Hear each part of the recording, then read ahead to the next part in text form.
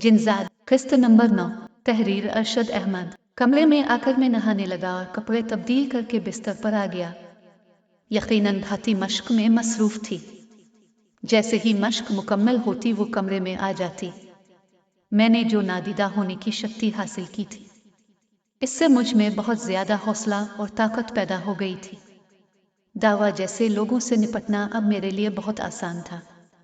मैं लेटा हुआ आने वाले वक्त के बारे में सोच रहा था कि भाती कमरे में दाखिल हुई। इसके हाथ में 2-3 कागज थे। ये देख शाशैन ने लिख लिया तो मुझे बदरी बुलाकर शाशैन के बजाय मैंने भाती से कहा, क्यों रे, शाशैन भी अच्छा नाम है ना? हाँ, मगर मैं दावा को अपना नाम बदरी बता चुका हूँ, अब वो शक में पड़ जाएगा तो मंत्र पढ़कर गायब हो जाना। भाती खिलखिलाई, मतलब तो मुझे शाशैन पुकारेगी? दावा को पता चलेगा कि मेरा नाम बदरी नहीं शाशैन है और मैंने झूठ बोला था। वो शक में आएगा या कोई कार्रवाई करेगा तो मैं मंत्र पढ़कर गायब हो जाऊं और पागल कुत्ते को पीछे लगा लूं। इस एक शक्ति के बिल बोते पर मगर तूने बाज नहीं आना।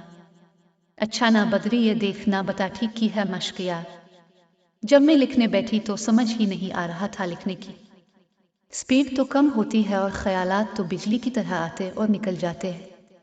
कुछ चलते रहते हैं दिमाग में। हाँ, असल में उसकी मिसाल तो ऐसे समझ ले जैसे कोई बागीचा हो जिसमें फूल, पौधे, दरख्त, झाड़ियाँ, टूटे पत्ते, टहनियाँ और कैचुओं से लेकर बीसियों चीजें होती हैं। ये जो मश्क है ये लाजमी नहीं कि किसी इबारत के पैराग्राफ की तरह हो। कभी कोई जुमला, कोई लफ्ज, फिर 1-2 जुमले, फिर कुछ लफ्ज, मतलब जिस तरह से दिमाग में ख्याल अलिफ उतारते जाना है। खास सिंगल अल्फाज हों, मुकम्मल जुमले हों, टूटे फूटे जुमले या फिर कोई पैराग्राफ। मैंने भाती के हाथ से कागज ले लिए। भाती ने नवामोज होते ही मेरी बात को काफी बेहतर अंदाज में समझकर मश्क की थी, बिल्कुल वैसे ही जैसे मैंने इसे अब वजाहत की थी। कहीं टूटे फूटे बेरब्त जुमले, कहीं अल्फाज और कहीं पैराग्राफ नुमा इबारत। बहुत अच्छे भाती। मैंने सिताइश से उसे देखा और कागजात इसकी तरफ बढ़ा दिए। वाकई मुझे शर्म भी आ रही थी। देख क्या कुछ लिख दिया, अजीब लग रहा था। पर फिर सोचा तो उस्ताद भी है और तुझे अपना मर्द भी माना है तो तुझसे क्या छुपाना।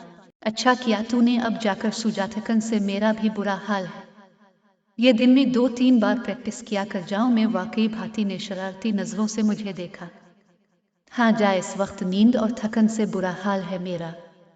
चल ठीक है, सूजा नहीं करती तंग। भाती मुस्कुराई और कमरे से बाहर निकल गई तो मैंने सुकून का सांस लिया और आंखें बंद करके सोने की कोशिश करने लगा। सुबह आंख दावा की आवाज के साथ खुली। फ्रेश हैकर मैं कमरे से बाहर आया तो भाती और दीवा नाश्ता कर रहे थे। मैं भी उनके साथ नाश्ते में शामिल हो गया।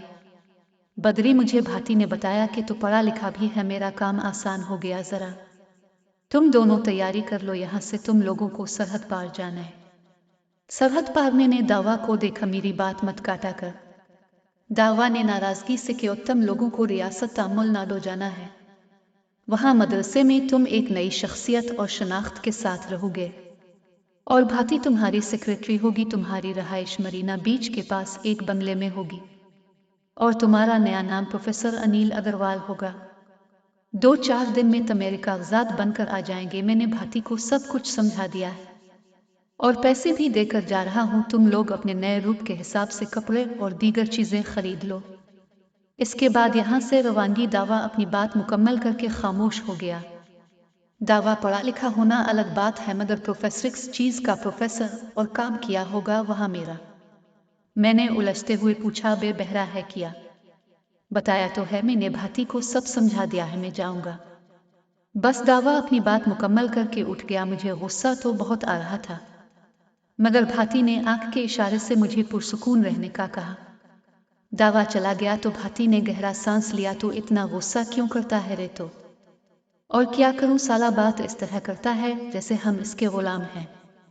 अपने पाँव मजबूत करो। पहले प्रोफेसर साहब दवा से निपटने के लिए उम्र पड़ी है। भाती मुस्कुराए। अरे हाँ, भाव में डाल उसे ये बता कि क्या नया शोशा छोड़ा है इसने। प्रोफेसर वाला दावा के मंसूबे के मुताबिक तुझे वहाँ इल्म नजूम का प्रोफेसर बनकर रहना है। नजूम, केमिस्ट्री और अमलियात वगैरह का धंधा करना है, मगर ज़रा ऊंचे पैमाने पर और पढ़े लिखे तरीके से।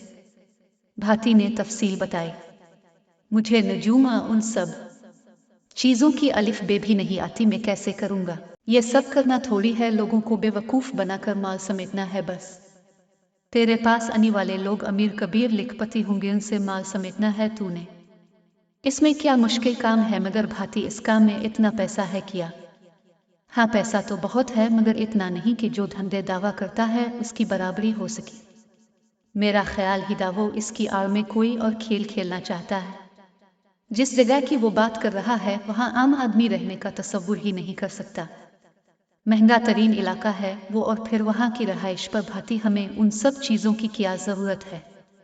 तुझे अंदाज़ा नहीं है शायद, जो शक्ति मैंने हासिल की है इससे मैं क्या कुछ कर सकता हूँ। हाँ जानती हूँ, अंदाज़ा है मुझे थोड़ा बहुत, मगर ज़रूरत क्या है? मैंने कहा ना, जो काम आसानी से हो रहे हैं होने दीदा, वो तेरे कागजात और सारी चीज़ें तैयार करवा देगा। नई शनाख्त बन जाएगी, फिर मजबूत हैसियत भी वहाँ। तो इसी चीज़ का प्रोफेसर बनने का नाटक करेगा ना, तो नाटक के साथ और शक्तियाँ भी हासिल करने की कोशिश कर लेना।